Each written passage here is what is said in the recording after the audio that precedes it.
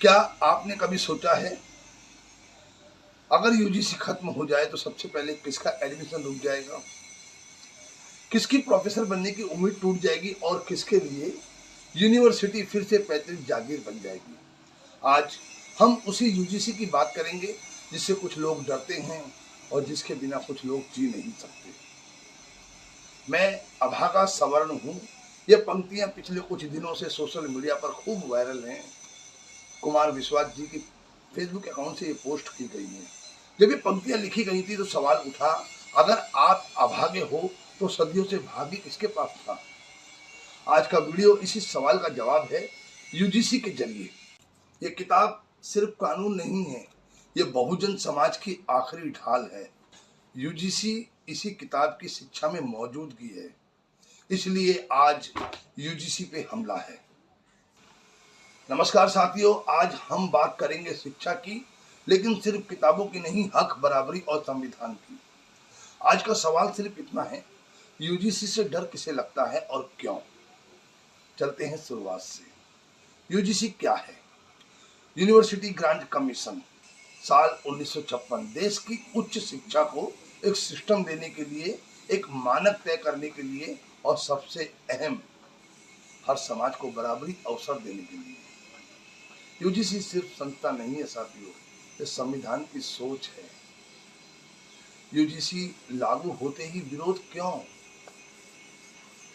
जैसे ही यूजीसी ने आरक्षण की बात की, एससी एसटी ओबीसी की हिस्सेदारी की बात की, वैसे ही आवाज उठी, यूजीसी खत्म करो। सोचिए, जो सिस्टम सदियों से कुछ लोगों के लिए बना था वो अचानक सबका होने लगा और यहीं से शुरू हुआ पहला बड़ा विरोध।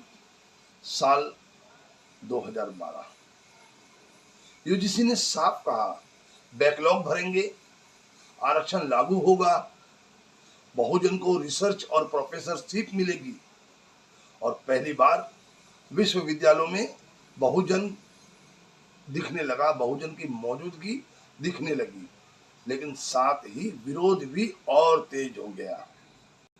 2026 में यूजीसी की ताकत कम करने की बातें, स्वायत्तता के नाम पर निगरानी खत्म करने की कोशिश, आरक्षण को अप्रत्यक्ष कमजोर करना। इसलिए आज सड़कों पर कौन है? बहुजन समाज। क्योंकि हमने इतिहास पढ़ा है, बिना निगरानी के क्या होता है। सवर्ण पक्ष कहता है मेरिट मर रही है, बहुजन कहता है मेरिट का मौका ही नहीं मिला। सवाल मेरिट का नहीं है साथियों, सवाल दरवाजा किसके लिए खुला और किसके लिए बंद हो रहा है। कवि आदरणीय कुमार विश्वास जी कहते हैं कि मैं अभागा सवर्ण हूं, लेकिन जब शिक्षा, सत्ता, न्याय, मीडिया सब जगह आप ही थे तो अभागा कौन था? अगर तुम रैगिंग नहीं करते, अगर तुम जाति नहीं पूछते तो बताओ यूजीसी से डर किस बात का। हमें किताबें देर से मिली, लेकिन संविधान ने हमें आवाज दी और यूजीसी उस आवाज का नाम है। यूजीसी रहेगा तो संविधान रहेगा, संविधान रहेगा तो बहुजन खड़ा रहेगा। और आप भेदभाव नहीं करते तो डरने की जरूरत भी नहीं है। मैं बहुजन हूँ जिसने इतिहास की किताबें खुद नहीं लिखी, लेकिन हर पन्ने को अपनी पीठ पर ढोया। हजारों साल हमने अयोग्य कहलाकर योग्यता का बोझ उठाया, मंदिर के बाहर खड़े रहकर आस्था की परीक्षा दी, विद्यालय के बाहर बैठकर ज्ञान की कीमत चुकाई। और आप कहते हैं आप अभागे हैं, क्योंकि आज सवाल पूछे जा रहे हैं।